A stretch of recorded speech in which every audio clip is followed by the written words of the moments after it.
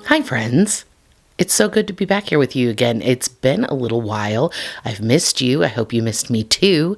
It is time again to do crime, or like not to do crime, but to talk about true crime, or in this case, not so much, because the case that I have for you today does not actually involve crime at all. There's no murder, no abduction. It's just a mystery that captured the minds of armchair detectives and true crime enthusiasts, even the odd conspiracy theorist from all over the internet. It involves the death of a John Doe in a Florida swamp that was under rather unusual circumstances. But it's not just about solving the mystery. It's also about how we, as observers to crime and missing persons cases, etc., sometimes can pin our own hopes and fears and desires onto these characters that we build in our mind about who these people were and what they were looking for. Anytime we're faced with the unknown or the unknowable, we can get a little wrapped up in a narrative that is by our own design that may have little or nothing to do with the actual truth. So this is going to be a pretty long one. I've got some audio clips for you that I'm going to play. There's just a lot of information involved with this. So please hit the subscribe button, click the thumbs up button, and let's get started with the story of a hiker known as Mostly Harmless. On July 23rd, 2018, Nick Horton and Logan Bueller were out hiking in the Big Cypress National Preserve, a hiking and camping area that makes up part of the Everglades. Now, if you're not familiar, the Everglades are a large national preserve, all on their own, made up of many of these different hiking areas and just tons of wilderness. It encompasses 1.5 million, that's million with an M, acres of wetland habitat that is home to a ton of species, many of them endangered, like the leatherback turtle and the West Indian manatee. Plus, there are others that could, kill you, like the Florida panther, tons of types of venomous snakes, and, of course, countless alligators. If you know anything about Florida, you know that the American alligator is basically synonymous with the state. They are lousy with these things. There are an estimated 1.3 million of these literal living dinosaurs scattered throughout the state. Always, obviously, in the wetland and swampy areas. But just about every decent-sized body of water that you see in the state of Florida has the potential to house at least one alligator. But despite their frightening appearance, fatal alligator attacks are actually pretty rare. It's everything else that's the problem. Florida ranks third in the nation for fatal wild animal encounters. Our hikers, Nick and Logan, were quite aware of the dangers that were posed by the environment when they set off on their hike, a 15-mile loop trail in Big Cypress. They set out at about 2 p.m. in the pouring rain with the intention to hike part of the loop that day, camp overnight, and finish the next day. But when they got to the first available campsite, instead of stopping for the evening, they decided to keep going. All the rain had made it a lot cooler than typical for Florida in July, which I can tell you is incredibly miserable. I guess that if you live there, you probably get used to it, but the summer heat in the swampy areas, especially the humidity, is so oppressive that I think it's like giving me flashbacks just thinking about it. Fair warning, if you decide to go there, that it's like being firmly wedged inside Satan's butt crack, okay? I really can't say enough bad things about Florida heat. In fact, I think it's the only crime in this whole story. But I digress. So the two men decided instead of making camp, they were going to continue on. This ended up being a big mistake. They don't get too much further, and the rain stops. The sun comes out. And now with all of that lovely evaporation, the heat and humidity is unforgiving. The sun is beating down on them, and of course they are in an actual swamp. So they're really regretting their decision not to stop. By this point, it's about 5 p.m. They've made it about halfway through the loop. They don't really want to get caught out there when the sun starts to fall, but also whether they go forward or backward, it's going to take them about the same amount of time. They decide to just press on. Now, these men are soaking wet from having to trudge through flooded parts of the trail, and Nick's feet are starting to hurt so bad he's not sure if he can continue on.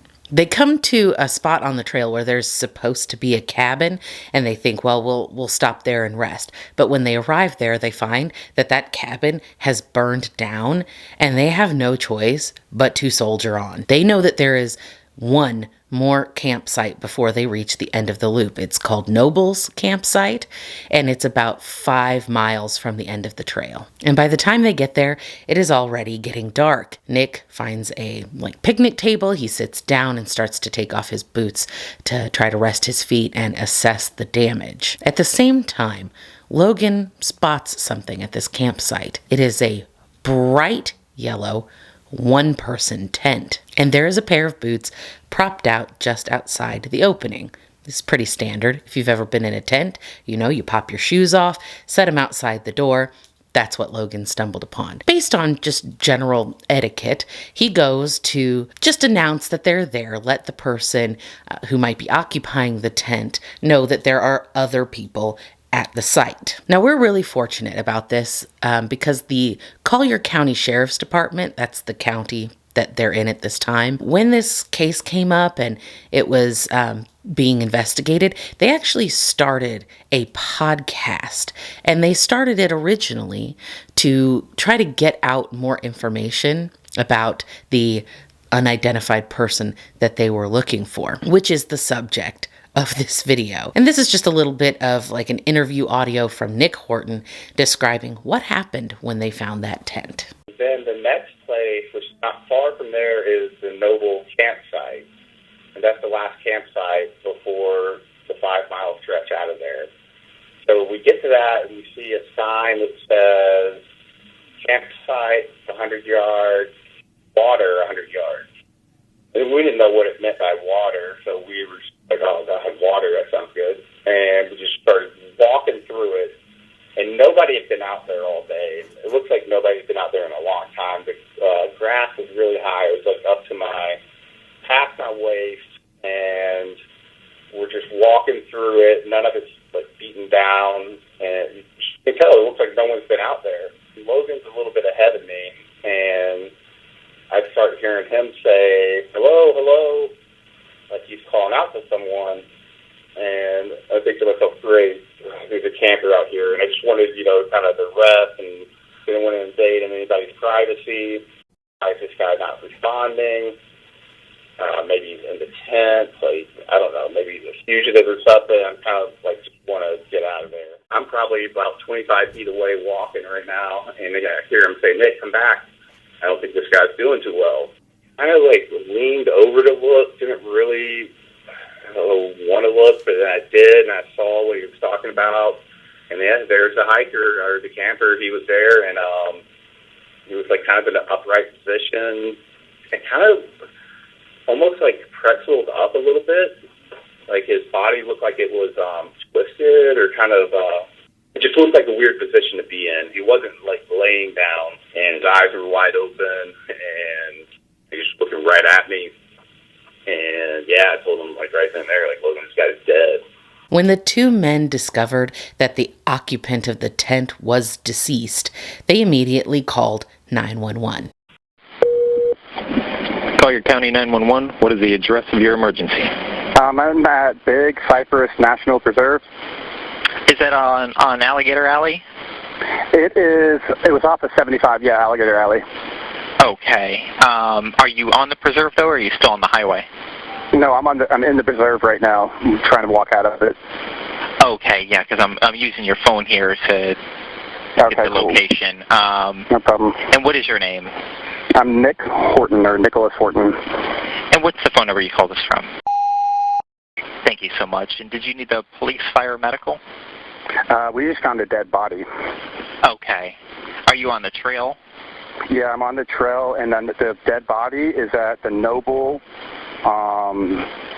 Camp Noble site, right at the, kind of at the end, but when you kind of like start to turn around to come back. Okay, first of all, I want to say, Nick, way to stay cool under pressure. I think that we all hope that we would be that collected in a situation like this. But I'm telling you, if I find a dead body in the wilderness at night, I don't think that I'm staying that calm. The dispatcher may be a little bit too cool. Like, can you imagine you call and say you found somebody who's died, and they're like, okay. And are you still on the trail? I'm sorry, excuse me, man, am I boring you? How about a little sense of urgency here? I don't know. I know that that's their job, that they're supposed to stay very composed, but there's a dead guy. Maybe we want to like speed things up. I don't know. Anyway, Nick goes on to describe to the dispatcher the condition of the deceased. Yeah, it's in a tent. Like, I just, like, we walked by it, and I don't know, we thought it smelled strange or something, kind of right in it, and it's kind of curled up. Yeah, it looked like one body. Okay. And do you remember the color of the tent? Yeah, there's only one tent out there in this whole place, because we just walked the whole trail. Okay. It was like a small red and yellow, and yellow. It's all yellow tent. Oh, it's an all yellow tent? Okay. Yeah. And when you did see the body, did you check on it to see if it was breathing or anything? Yeah, I mean, I didn't touch it. I looked at it. We yelled, hello. But he looked really skinny and really, like, I don't know, like a weird color. So poor Logan and Nick are now stuck there in a swamp in the dark with a dead guy waiting for the police to arrive. They send out a park ranger, some deputies, and finally a homicide investigator, Detective Kevin O'Neill, who comes and looks at things and determines pretty quickly that probably no homicide has taken place here. There was no sign of a struggle, no indication that anyone had been at the campsite before Nick and Logan arrived. And on top of that, O'Neill thought that before his death, this man looked like he was in pretty bad physical shape. The partially mummified body was visibly emaciated. The hair and beard were grown out and unkempt. He had a lot of cash on him, like $3,600 cash, which pretty much ruled out any kind of robbery gone wrong. Also, like he's out in the middle of nowhere, not exactly a prime target for theft. What this man remarkably did not have was any kind of identification.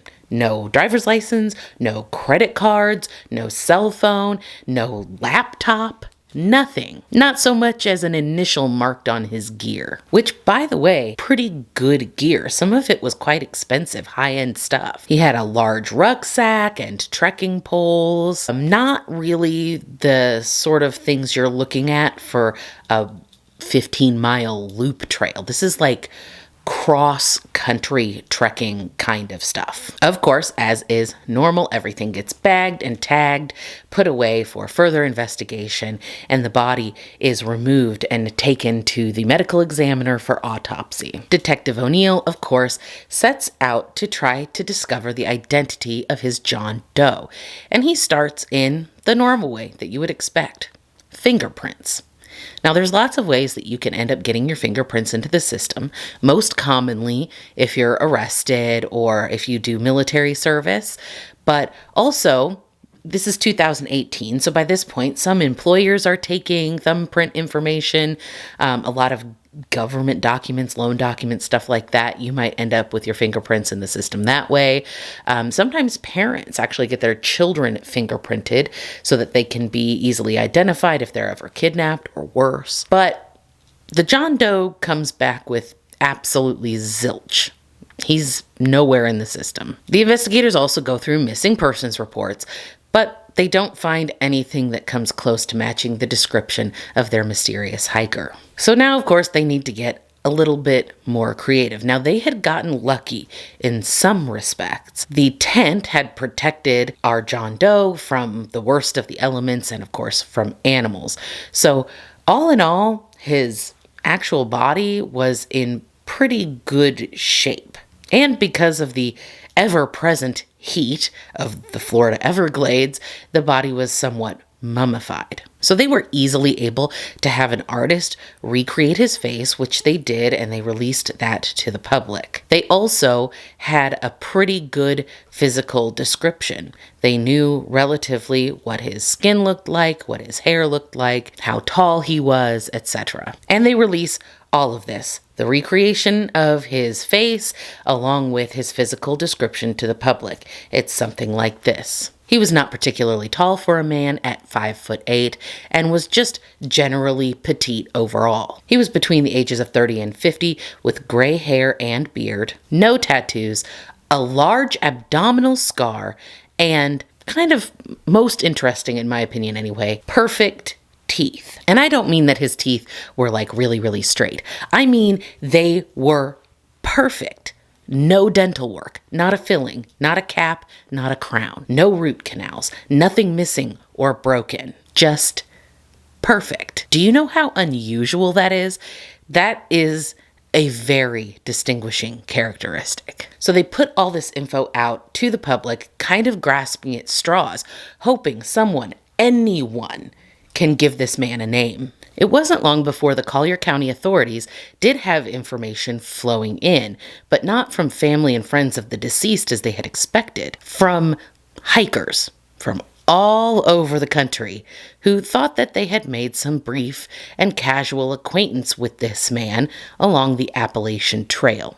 Before long, they also had photos coming in from some of those contacts, photos that bore a striking resemblance to the Collier County John Doe. And along with these contacts and the pictures came a name, Mostly Harmless. Now I realize that that's not like a government name. That's not the name on his birth certificate, right? What this was his trail name. The trail name is a long-standing tradition for people who make the long pilgrimage on the Appalachian Trail, a 3,000-mile footpath that runs from Maine all the way to Georgia. Thousands of people a year attempt a through hike on this trail, a massive undertaking that can take between 5 and 7 months to complete, or even longer depending on the hiker. It winds that whole way through mountains, valleys, fields, wilderness, and towns. And I call it a pilgrimage because, as you can imagine, a physical feat like that takes most of a year to complete is really more like a spiritual or religious calling than a casual hike through the woods. And most of the brave souls who undertake this journey feel that way about it. It requires a good deal of preparation, provisions, equipment. You'd have to take a hiatus from or just quit your job. This is a journey that people take sometimes years to prepare for. The trail winds through 14 states. Now, of course, not everybody starts in Maine and ends in Georgia. Some people do it in reverse.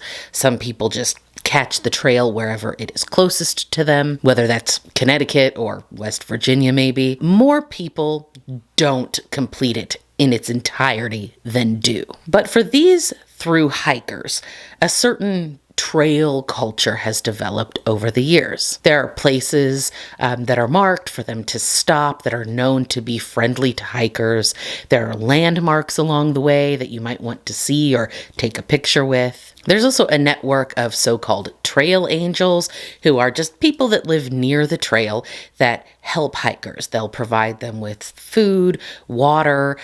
Sometimes they even invite them into their homes for a hot shower and a bed. And of course, there is the trail name. This is the name that hikers use to identify themselves when they inevitably cross paths with each other here and there along the trail at a landmark or at a rest stop. Through hikers never use their real name, partially because having a trail name sort of identifies them as this elite group of long-haul hikers. But it's also partially because the people who go on this grueling, months-long journey on the Appalachian Trail are generally looking to separate themselves from their previous life, their real life, just kind of tear away from the rest of the world. Like I said, this isn't just like a weekend camping trip that you take with the fam. This is more like a spiritual pilgrimage. And I suppose going by another name helps them to kind of achieve that separation they're looking for. Now, I know what you're thinking. Rachel, you said that Mostly Harmless was found in the Florida Everglades. What does that have to do with Appalachia? This trail through the Big Cypress Reserve, where Nick Horton and Logan Bueller found our unfortunate hiker, is part of another long trail, aptly called the Florida Trail. It runs 1,000 miles, starting in Big Cypress and going all the way down to Pensacola Beach. And this trail, the Florida Trail, links up with the Appalachian Trail through a series of smaller little trails through Alabama. That's just kind of a long way to say that if you wanted to, you could start in Maine and you could walk all the way down to the Florida Keys on one continuous trail. Actually, you could start in Quebec, Canada on the International Appalachian Trail and go all the way down to the Florida Keys, but then you would need a passport, and also it's just of no importance to this story. The point is, as information came in from these fellow hikers and other people from the Appalachian Trail about this man they had met calling himself Mostly Harmless, the authorities in Collier County were able to start tracing our traveler's journey back to his original starting point in New York. And as all of this info begins to disseminate across the country through the internet, it piques the interest of course, the true crime community, especially on Facebook. One Facebook group with thousands of members started posting photos and updates of Mostly Harmless, and this just exploded the interest on the internet. Everyone was focused on the same thing that those of us in the true crime community are always focused on in the case of an unidentified or missing person. How can we get them home? How can we find their loved ones and bring them closure? Someone out there is missing their son, brother, husband, friend. We always feel really deeply for the loved ones left behind. Of course, there's the other side, the, in my opinion, darker side of the true crime community that peddles in wild and unfounded speculation. Nothing brings out that faction like a mystery with very little information and highly unusual circumstances. There were people suggesting that this guy was a space alien, that he was a time traveler, just really wild and unhelpful stuff. But for the most part, the theories of a concerned public were reasonable. Maybe he was wanting to disconnect from society. Perhaps he had some kind of terminal illness and he went out into the wilderness intending to die there. Some other people had a theory that he was escaping some nefarious people that wanted to hurt him. Now, often this kind of conjecture in absence of evidence is more telling of the fears of the people coming up with them than they are about any factual information. We do tend to project onto other people. We would miss our loved ones. We would want to be put to rest by our friends and family, so we assume that everyone else does too. We also, in absence of any information to the contrary, tend to give people a personality, give them a life that may or may not have been accurate. We always put the unidentified or missing person into a victim role. And it's right for us to do this, right? We should always assume the best of someone's character if we don't have any other information. But the fact is, we just don't know. We don't know. We advocate for them. We should advocate for them, but we should not get too invested in the person who we believe them to be if we don't have any information. We'll get to that a little more later. So the internet did what the internet does, and the armchair detectives were working their angles. And of course, the actual real detectives were working on gathering all of the information, doing all of the interviews, and collecting statements from anybody who thought they might know Mostly Harmless. One of the first people to recognize this photo of the hiker was a woman named Kelly Fairbanks. Kelly was a trail angel who had provided some aid to Mostly Harmless on his journey, and even better, she had a photo. Right as I pulled up to him, I introduced myself. I told him we're trail angels. And then we had gotten out to talk to him so that he wasn't standing on side of my car next to a road. Highway 90 is pretty trafficked. So that's the reason we got out of the car and we're just standing there talking to him. With the hikers, I'll give them a sticker for them to keep, and it has ST Through Hike on it. It's just something we've been doing here in Florida to kind of promote our trail to get more traffic on our trail. And he agreed to take a picture with that little sticker. So we stood there talking to him for maybe 15 minutes. He had told me that he had started in New York and was heading down to Key West. And I asked him, was he using the Florida Trail Guide app? And he said, no, I'm not carrying a phone. And I said, what? What do you mean you're not carrying a phone? And he's like, well, I just wanted to disconnect. You know, sometimes people want to do that. And I was like, I get it. I said, so how are you finding your way on the trail?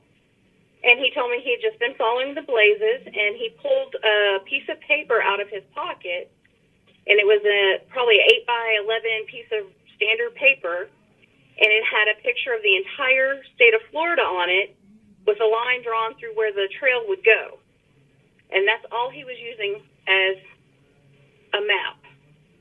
I was concerned about him. I told him we do a hiker reunion every January, and I had invited him to tag along with us. And he said because he didn't have a phone, he couldn't tell me where he'd be in 3 days from now.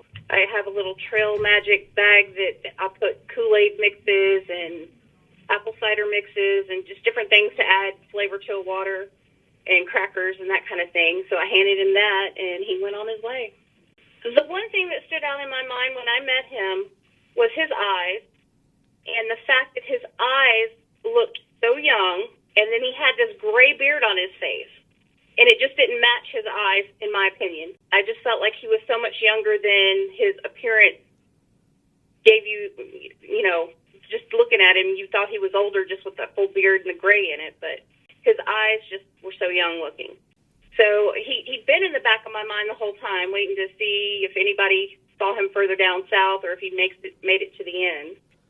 But when I seen that, I just knew it was him. There was no doubt in my mind it was him.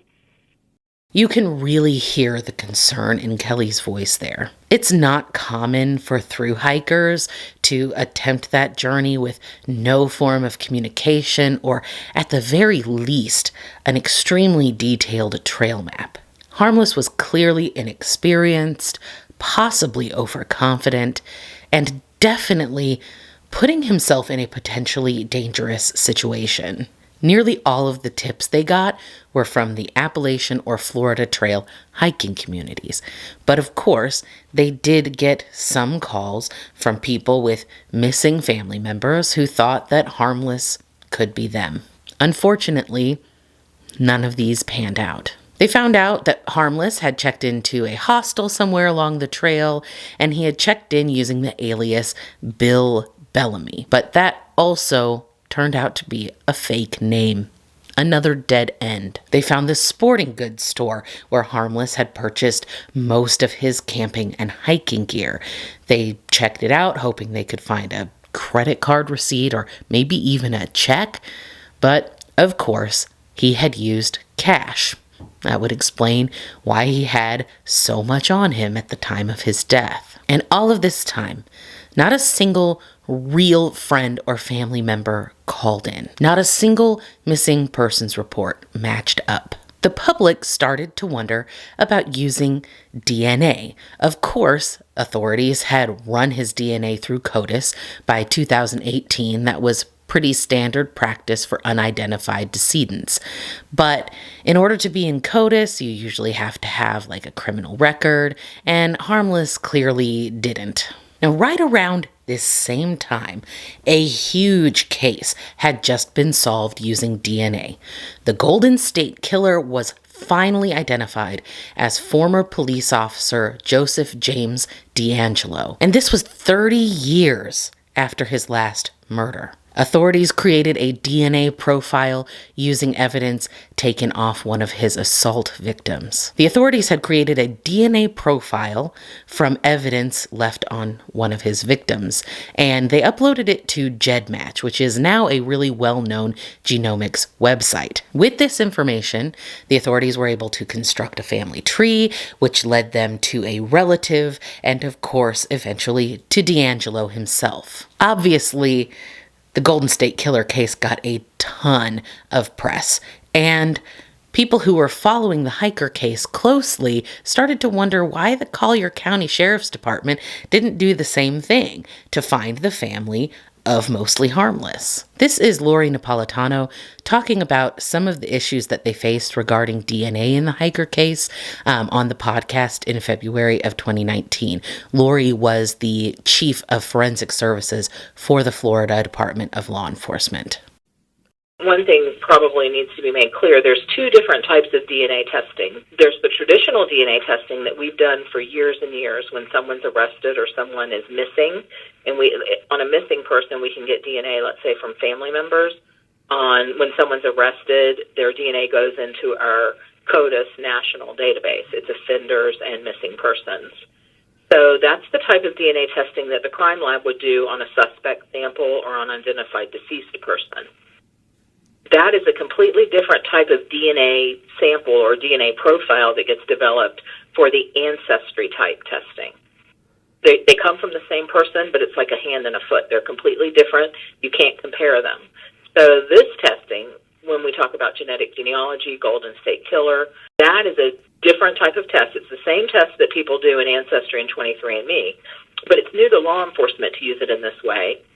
The only database that we have to use is GEDmatch, who, after the Golden State Killer, they had a privacy policy that always told people who uploaded their DNA there that it could be used for other purposes. But after the Golden State Killer, they publicly announced they would work with law enforcement. And now every day that you log in to GEDmatch, you get a login. After the login screen, you get a message reminding you that your DNA could be used by law enforcement, and also a link to remove it if you don't like it. But it is very different than Ancestry and 23andMe and what we'll call the commercial testing companies. GEDmatch doesn't test any DNA. It's strictly a database of DNA profiles of people who choose to put their DNA there. They may have tested with Ancestry or tested with 23andMe, and then they get the DNA from the company they tested with. They're able to download it to their computer, and they choose to upload it to GEDmatch. So for this type of genetic genealogy testing, it just generates a lead. It is not the same type of testing we do in the crime lab, where we identify it to a specific person who's been arrested, for example. That type of testing, traditional DNA testing that we do in a crime lab, that can lead you directly to a single person with a single scientific test. Genetic genealogy gives the investigator another lead, just like a tip off of a tip line, just like a video camera where they see cars and they run tag numbers and they develop leads that way. So it's a lead generator, like a photo lineup might be. If you get a suspect out of a genetic genealogy lead, the law enforcement agency would still have to get a DNA sample from that suspect, send it to the crime lab, and get a match to the crime scene sample, just like every other case is being solved through crime lab DNA. Okay, so hopefully that explains things for you way better than I could have, but GEDmatch does come into this story later on, so hold on to your hats. Although DNA was not helpful at this point, investigators were working another angle by studying the contents of some notebooks that Harmless had with him at the time of his death. A lot of the writing in these notebooks seemed to be some kind of shorthand interspersed with computer code. There were some keywords like buff and spawn they picked out that are highly associated with video and computer gaming. And some coding experts, computer experts, confirmed that this looked to be some kind of game that Harmless was probably designing. In a smaller notebook, he had some notes about water sources along the trail. It looked like he was building some kind of reference for other hikers. He also had some recipes for like granola bars or energy bars that he was planning to make. It had the breakdown of macronutrients in each of these bars and some of the names that he would call them. It seemed like something that he was planning to actually create and possibly market, probably when he finished his hike. Unfortunately, a lot of this really only brought up more questions. The medical examiners had continued to dig deeper in this autopsy to try to narrow down a cause of death. And the best that they could come up with was malnutrition. He had starved to death, which was weird because when they found him, he had food with him. Not only did he have food with him, but he had plenty of money to buy more. He was only about 5 miles away from a rest stop to the south, and he was almost equally close to the Seminole Indian Reservation to the north, both of these places where he could have gotten any help that he needed. His notebooks indicated that he was making plans for the future. So why would he willingly starve himself and then just lay down and die? Usually when people are making end-of-life plans, there's not a lot of planning for their future. Not for their future anyway. Maybe for the future of their family or their kids, but not for themselves. So the idea that he had gone out intending to die on this trail just didn't make any sense. Of course, the Collier County investigators made the contents of this notebook available to the public, hoping that somebody would recognize the handwriting or maybe recognize the shorthand as someone they knew. And some of the computer code was actually recognized by players of an online multiplayer game called Screeps. It was like an online strategy game, but beyond that point, we are crossing into territory that I am not very familiar with. As far as I can understand it, Screeps is a game designed for computer programmers. They actually kind of design and write their own parts of the game in order to play. It's for people way smarter than me. I admit I don't really get it, but the important part is that other coders recognized his code. And that allowed for a digital forensics group to go through and trace his code style in the game to a user that had been inactive since April of 2017, exactly when investigators knew Harmless had started off on his journey. Again, I know nothing about computer coding, but apparently people who do this end up having kind of a signature way to do it. It's kind of like getting a handwriting sample. And because of the unique, almost fingerprint type way the coding was done, that is how they were able to trace it. But anyway, this Screeps user's online username was Vayor. And although this still wasn't his real name, it still gave investigators one more useful piece of information. You remember a few minutes ago when I told you that GEDmatch was going to come back into this story? Well, in 2020, 2 years after the body of the hiker had been found, the Collier County Sheriff's Department received a call from a new genomics company based in Texas called Othram. And Othram wanted to help identify Mostly Harmless using some new techniques that they had developed. Once again, the details of this are way above my pay grade, so I'm going to let Holly Cherian explain the process to you. She is a laboratory analyst for Collier County. So Othram contacted Detective Herm, who is currently the detective working on this case, and he put us in contact. And what Othram did was propose a newer DNA testing technique used in genealogy itself. It's called whole genome sequencing. And on top of that, which was really a plus due to the popularity of this case, Othram believed they were going to be able to obtain funding for this case, for the analysis of it, so CCSO wouldn't be charged. So we really had nothing to lose. So currently, like I said, the labs are using SNPs testing, which for genealogy in SNPs, it does require a larger amount of DNA and a higher quality of DNA, which is fantastic when you're pretty much spitting into a tube or swabbing to send to a sample for your own genealogy testing. But unfortunately, with forensic cases, as we had mentioned before, they're less than ideal samples. So typically, we're dealing with degradation and contamination with bacterial DNA. So with this process, with whole genome sequencing, the technique that Othram is proposing, it requires a sample size that is less, and the results that are provided are much cleaner. So it yields a better result, providing us a lot more information.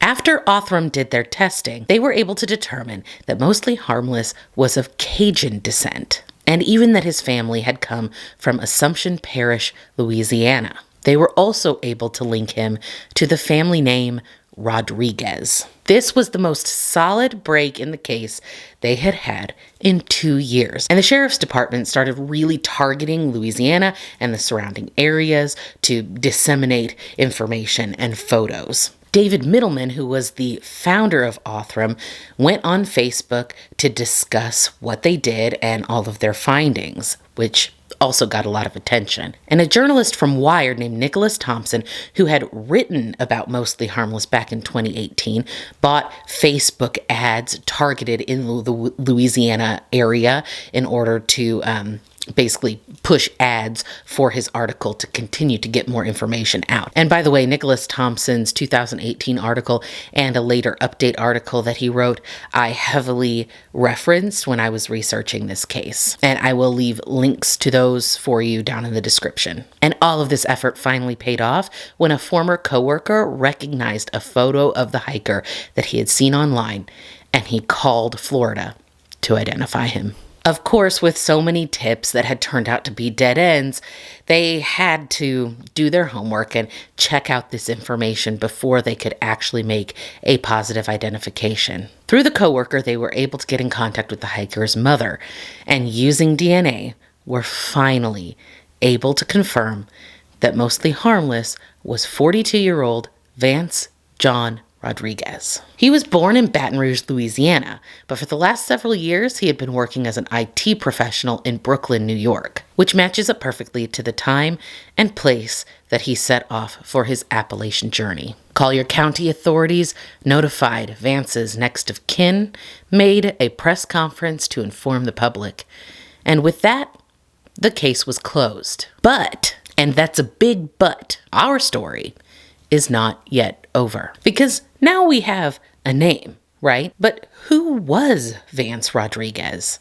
What possessed him to make this journey that ended so tragically? So many people wanted to know more about this mysterious man who had captivated the hearts and minds of internet sleuths for almost 3 years. You may or may not notice that the light quality has changed. My camera battery died and I had to go away and charge it, and then I went and played some Dungeons and Dragons, and now it's 1 a.m. and I am back. So I do apologize for the sudden shift. As I said before, there was so much conjecture about this situation. Most of it was genuine and caring. Most people wanted for him what we always want. For the grieving family to finally have closure, for friends and loved ones to say a final goodbye, and for him to have a peaceful final resting place. Most people who saw pictures of Vance on the internet looked into this man's eyes and thought he looked sad or lonely. Jason Nark, who was a writer for Adventure Journal, said that he saw in Mostly Harmless a kind of mystic, someone who left the material world behind, a transcendentalist who shed small, inconsequential truths for one larger one. In the article that he wrote about Harmless, which of course I will have linked in the description, he talked to Jennifer Vickers, trail name Obsidian, who walked with Harmless for about 100 miles through Virginia. She knew him as Denim at the time, and she told Jason that some hikers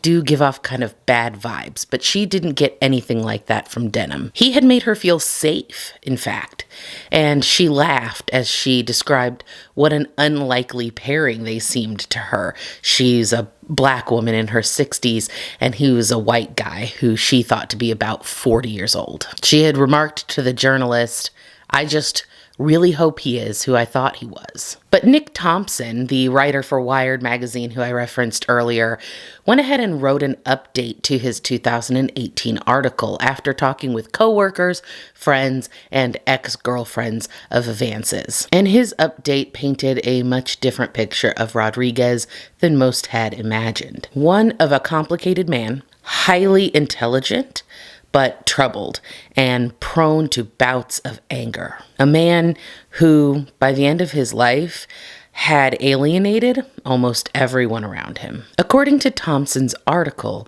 Vance Rodriguez was born in Baton Rouge, Louisiana in 1976. He had an older brother and a twin sister. Around the age of 15, Vance went out into a field with a gun and attempted to take his own life by shooting himself in the stomach.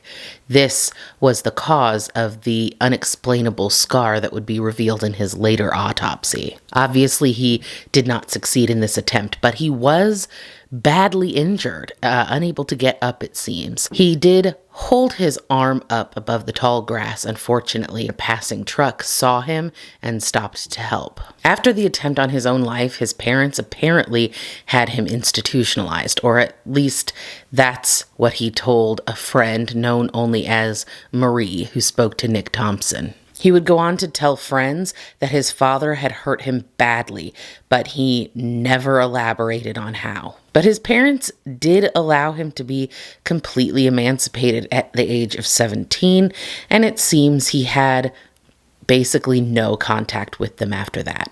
His friends say he never talked about his parents, and if the subject did happen to come up, he would be very dismissive of it with a simple, "fuck them." Now, Nick Thompson did attempt to get a statement from the family for his article, but his request was met with a very simple response from Vance's sister: "My family has no comment." In college at the University of Southwestern Louisiana, Rodriguez met Randall Godso. They both studied IT, and eventually they became roommates. But Godso said that his friend was pretty much depressed his whole life and overall incredibly moody.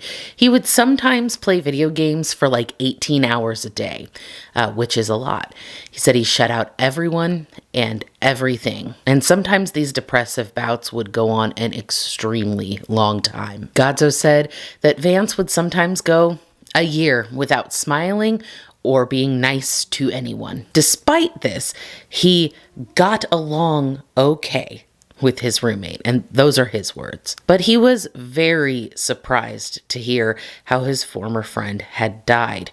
Godso describes Rodriguez as being, my words, distinctly indoorsy. He said that to Vance, outside was what happened between the car and the front door. Vance never actually finished a degree at college, but computer people don't usually need a degree if they have the necessary skills. And apparently, Rodriguez was one of the most talented coders at Shopper's Choice, which is where he worked after he quit school. His friend Marie told Wired that he coded everything so well, but like in an extremely complicated way. She compared it to hiring Rembrandt to paint your bathroom. Just way over the top, but it looks great. And at work, he didn't seem to care to work very much like collaboratively with other coders. He wanted to put in his headphones and hack away at a problem on his own. But his coworkers did not seem to find him particularly off-putting. As a matter of fact, they didn't seem to think much of anything about him at all, except that he had supreme coding skills. Apparently, he was known to dress primarily in black t-shirt, black jeans, and a long black trench coat. Just your typical Matrix style stuff, very popular among the discerning alternative nerd in the early aughts. And he wore his hair very long, almost down to his waist. That is until he cut it all off and donated it to Locks of Love, a charity that provides wigs made of donated human hair to people who lose their hair due to chemo. Marie also described her friend's mental health struggles, saying that he would sometimes lay immobile for days, refusing any kind of food and all human contact.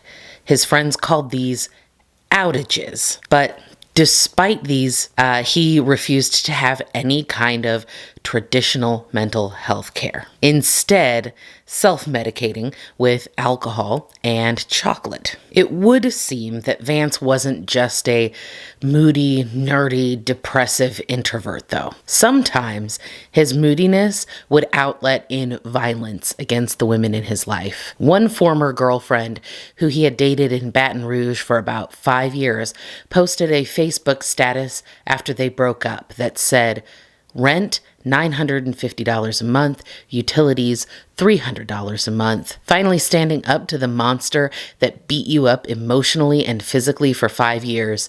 Priceless." On a Facebook post about the final identification of Vance Rodriguez, this woman's mother wrote, "This man was so abusive to my daughter, he changed her." In 2013, Rodriguez moved to New York to meet up with a woman he had met in a chat room. We only know her as Kay. Kay said things were pretty good at first, pretty normal, but as their relationship progressed, Vance grew more and more emotionally distant from her. Sometimes he would ignore her for days at a time. Eventually, he quit his remote working job for Shopper's Choice and decided to start living off of his savings. At some point, she said he had opened up to her about how badly he had treated some of his other partners, so I guess he was self-aware, and this probably should have been a red flag to Kay, but she stayed anyway. You know how we do this. I don't blame her at all, obviously not. This happens. You think that you're going to be the one to change them, or they were only like that with other people because they weren't the right person. We often lie to ourselves about the person that we're with because we love them, and Kay is no exception to that. One day, as they argued right after Kay had gotten out of the shower, Vance locked her out of the apartment naked. In September 2016, Kay was injured by a terrorist's bomb that went off in Manhattan. Along with her actual physical injuries, she also ended up with a pretty bad case of PTSD. Vance hated having to take care of her during her recovery, to the point that he actually started keeping a log of a dated log of every time he had to help her. And one night, when she had apparently been way too needy, he locked her out of the apartment in the dark, knowing that being alone, especially alone in the dark, was a major PTSD trigger for her. She says she was instantly sent into a huge panic attack.